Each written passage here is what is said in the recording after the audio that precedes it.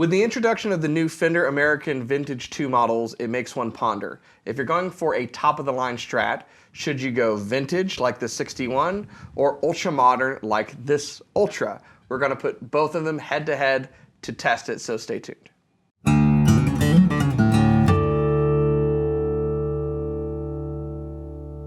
Hey, you're watching Alamo Music TV. My name is Chris McKee. And I'm Cooper Greenberg. We're here with Alamo Music Center in San Antonio, Texas. You can find us online at alamomusic.com. If you're new to the channel, subscribe, turn on notifications, like our videos. If you want to support the channel, visit our spring store link below for custom t-shirts and check out our podcast, The Fretboard Confessional. So, Cooper, you did a video introducing the American Vintage Collection. It basically replaces the American Original in Fender's lineup and goes back really to what was there before the original, which is the first American Vintage Collection. Yeah. And I think they're cool guitars. I've always been a fan. I like that this new version focuses on slightly different models than the original Vintage. That's not confusing at all. And also dives into the 70s. Yeah. But it does beg a question that you had a great, that you brought up really, and that is, for the money, because they're the same price, $20.99. Something like that. Is current MSRP. You could check alamomusic.com for the latest one. But would you go with something like this, which is a 61 American Vintage 2 Stratocaster in beautiful Fiesta Red, very Mark Knopfler? Yeah. Or would you go with something ultra modern, which is this Ultra Strat in Cobra Blue? It's a good question. Yeah, I think it's good. I mean, I feel like Fender does this all the way up the line. Each, price range has a real modern option and a more vintage leaning. Within the Mexican factory, you got Player Plus, very modern. You got Vintera, very vintage era, and then Player sitting right in the middle. It's kind of a little more complicated. I mean, it's not really American Pro 2 and American Performer kind of sit in the middle, probably lean. Performers lean a little more vintage, maybe. Yeah, I think so if we take a look at the American line, a Special is or Performer, rather, it used to be the Special. That line is basically an affordable American model guitar, which has been a popular thing ever since they did the Highway 1 Strats, if people remember all the way back then. And then you've got the Pro 2s effectively represent what is the current flagship of Fender's model. So it's whatever they're saying, hey, this is an American-made Strat, kind of this is the recipe that we have right now, and all of the features that go with that. And then from there you go either the road divides, and you can go old school or you can go new school. And the great thing about the old school ones, and what I prefer in the American Vintage 2 over the originals, is that they are year specific. This is a 61, which means the body and the neck and the pickups and the radius and everything is all about what was on the 61. In fact, with the AV2s, you are getting a more vintage accurate model than really you would probably in the custom shop. Yeah. Unless you ordered it that way. Most custom shop models tend to be like this very cool amalgamation of things. But if you say, I wish I could travel back in time and get a 61, this is probably the easiest way to do it. So that's kind of option A. Yeah. It's a great option. It's what made the Strat famous. Yeah, it's where it's at. American Vintage 2, 3 Stratocasters in a lineup. 57, 61, and a 73. So it's cool. You kind of get a nice pinnacle year from each decade. The 61 Strat we chose for this comparison because that's my favorite that I played of them, probably. Well, and I've always felt that this is really where, and I think most people do, early 60s, particularly the 61 Strat, is kind of where it all came together. Yeah. Now, it's the 57, right? It's super cool. The 57 is often considered like where the Strat started to move to the modern recipe that we have now. Yeah. But with the rosewood boards and everything, I really felt like 61, that's the recipe that continued thereon. There was some deviation in the 70s. Typically most collectors don't really look at the 70s very fondly.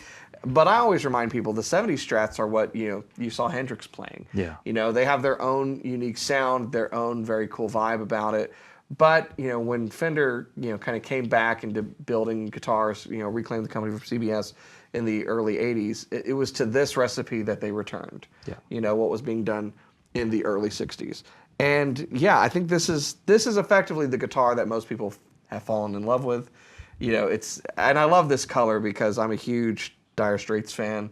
I just anything Mark plays is phenomenal. Yeah. And so I think this for a lot of people that lean to that, harken back to that music, or are inspired by the music that was made on those early guitars, they'll probably want something like this. But there's a whole nother segment of guitar players that are more modern guitar players, and their needs are not met by a guitar like this. And so let's talk a little bit about the specs between these guitars.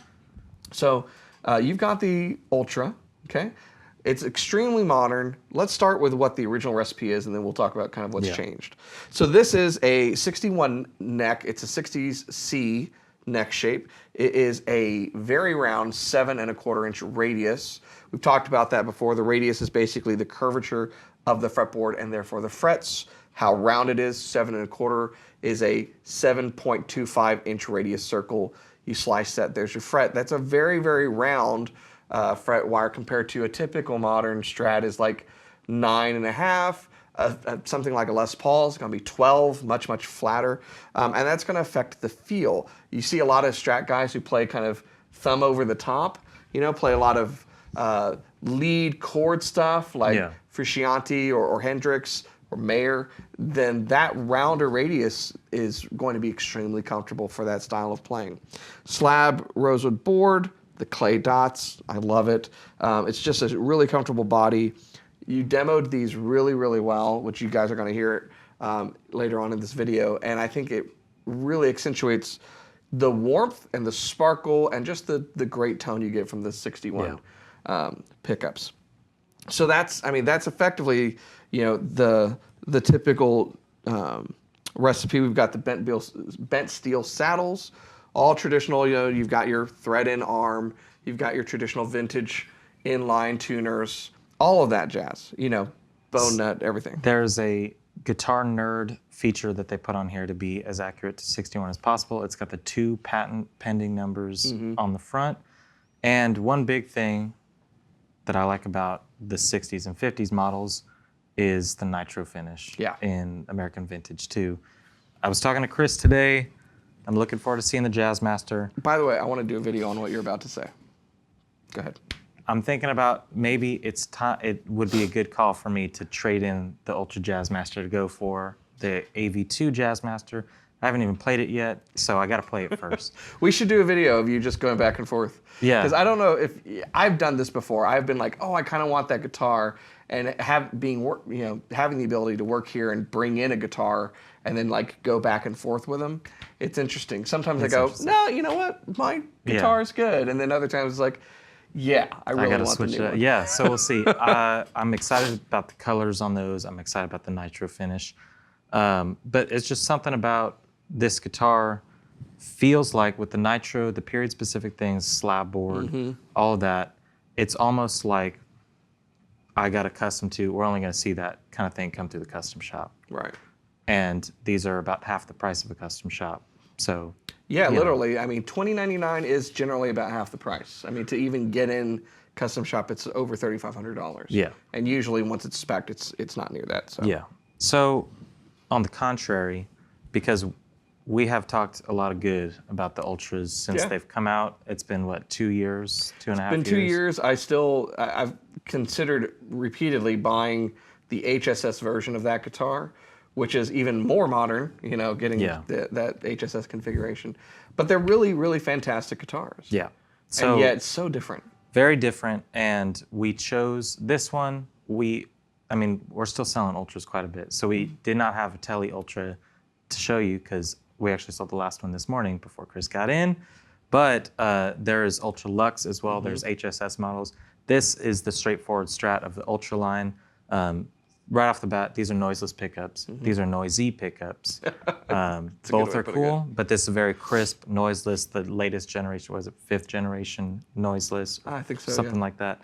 And they sound great. It's just a tone that is a modern tone that purists eschew. It's a modern tone, and it's something I made an observation to Cooper before we started filming that I suspect that in some cases that would probably work with certain more modern amps or with pedal setups perhaps better than this one. There's aspects we can get into about like tone bleed circuits versus non-tone bleed circuits, You know, there's benefits, I think, either way. So, yeah. So this is, I mean, to me, there's plenty of new generation players that are doing super sparkling clean neo soul kind of stuff that's very fretboard heavy, fast, all that. Probably that vibe. It's got the modern D neck. It's a nice satin finish on here. This is a gloss finish. Yeah, some people would hate this. They would immediately take like triple out steel wool to it or something. Yeah. You know? So that's got the nitro gloss. This is poly satin, supernatural satin. Ultra rolled fret edges. It's got locking tuners. This does not. This one also has some pickup switching options, which you'll see me do in the demo. It's got the switch in the volume knob, so that adds in, each Ultra is different, but it adds in the neck into positions 2 and 1. So you can get all 3 pickups, or you can have the outermost pickups. The radius on here is a compound radius. It's 10 to 14. Right, so even at its roundest, it's flatter than this one. Much flatter. And then, yes, flattens out to 14. It makes the neck extremely fast because you can make the action low. Yeah, super fast, and it's got the modern bridge, the 2-point bridge. Block saddles, strap locks, and then we got to talk about the heel, because that's probably one of the most striking and visually apparent things. So very low profile, carved heel with that kind of palm carve on the back of it. So this is very different. This is where things started. This is how things are going. That hurts. Well, it hurts if you play up there. Yeah. You know, I will be honest. I've got various Strats that have this or have that kind of the deluxe bevel. Yeah. And unless you're really playing at around the 15th fret, you don't feel it. So this is a guitar that's meant to be played, comfortably, all over the place. I was gonna say it's meant to be played fast in a lot of leads. It's a comfortable rhythm guitar as well. It's not, but it's got all these features to make it as comfortable as possible, and noiseless pickups meant to, meet any situation with any interference. Chris was making a point about treble bleed and all that. Yeah, so a treble bleed circuit, which has been on most, I think even the Pro 2s have it, is effectively like a cap that prevents the tone from darkening as you turn down the volume.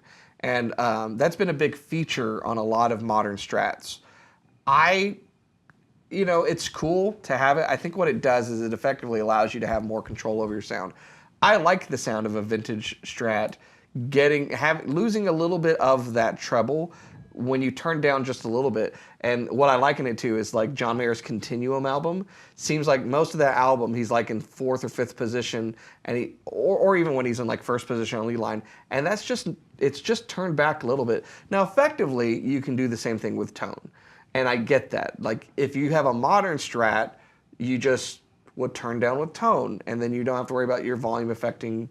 It comes down to what you're used to. Yeah. I think. And so if you're used to playing on a round, board and, having that effectively change your tone along with the tone controls, then you tend to gravitate to that. Yeah. And on more modern guitars, that's just not the case. You have audio taper pots, and you have tone bleed circuits, and you have switching options, and all of those are really, really good things, but they are going to appeal to different buyers. Yeah. So to kind of show that off in a quick and subtle way as we go into both of these demos, start in the 5th position, turn down just a little bit. Play a couple little licks, and then I'm turning it up to the full volume. You'll see that, but try to pay attention to what it sounds like.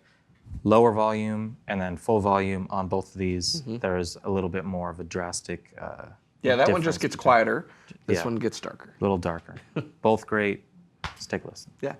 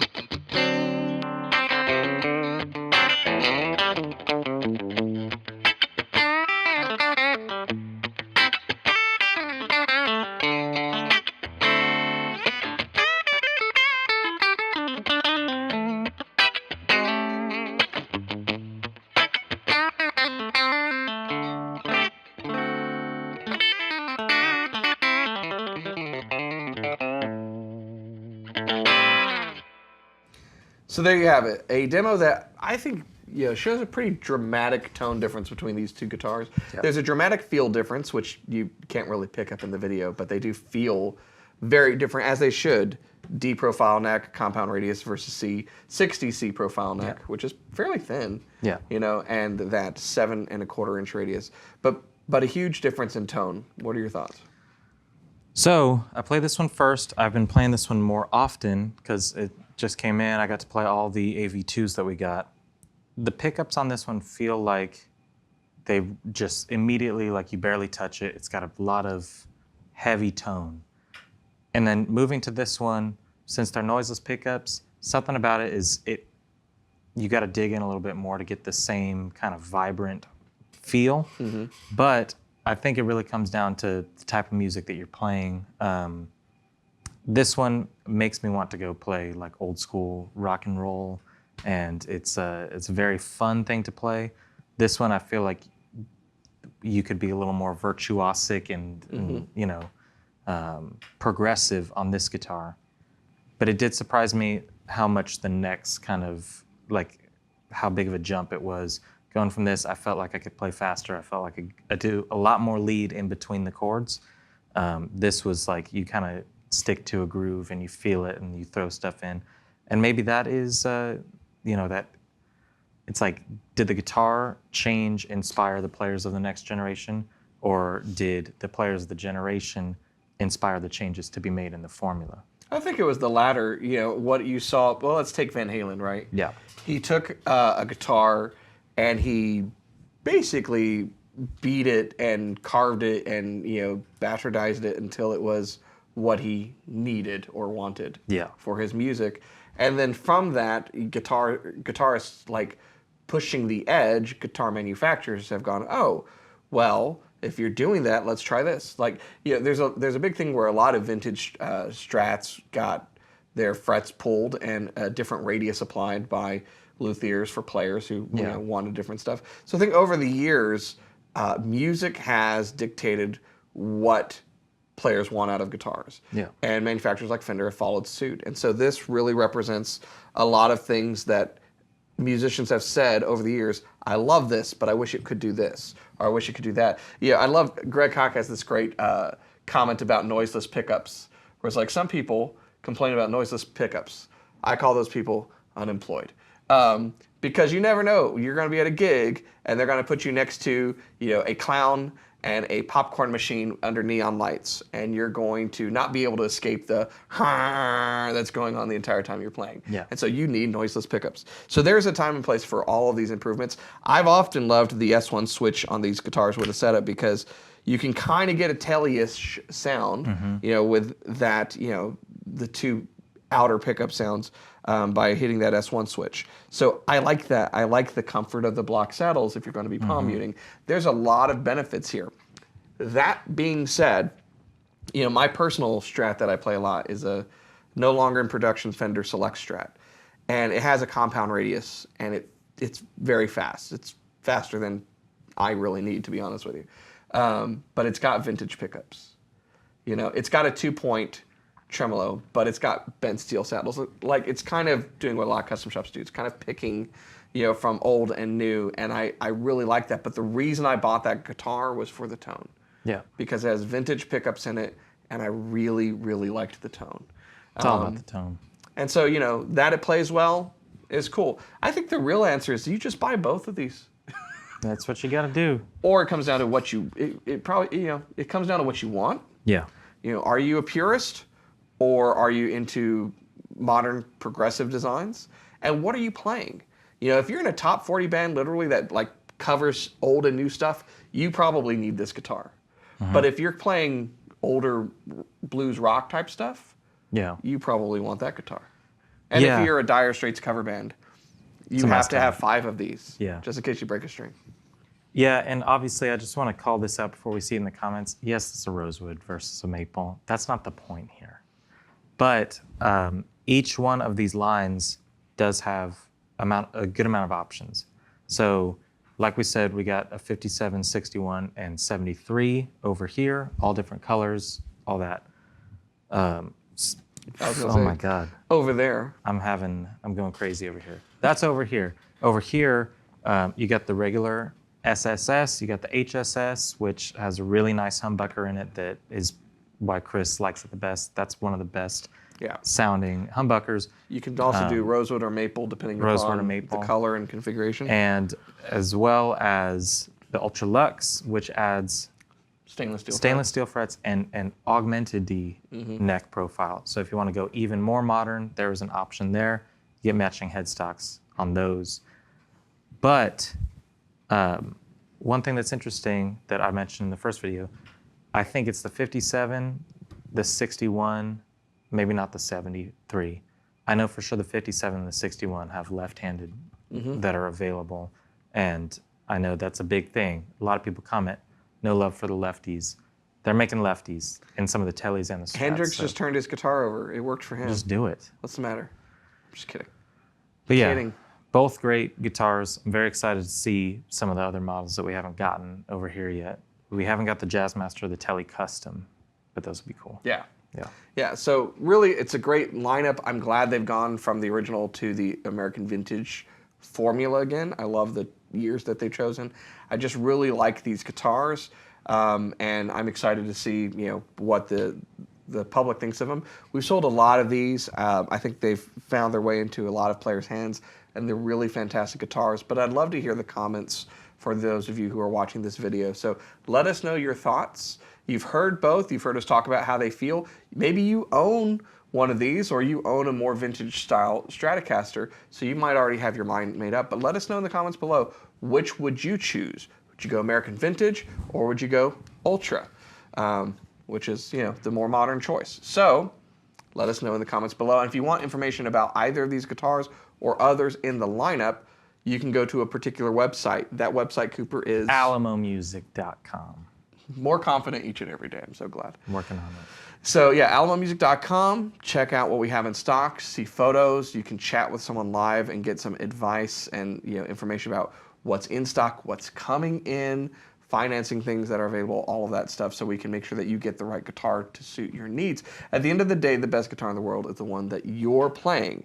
There is a perfect guitar for you. And I had this thought when you were talking about that guitar. I feel like sometimes there are songs in the guitar. Yeah. And I pick up certain guitars and I play different stuff. Yeah.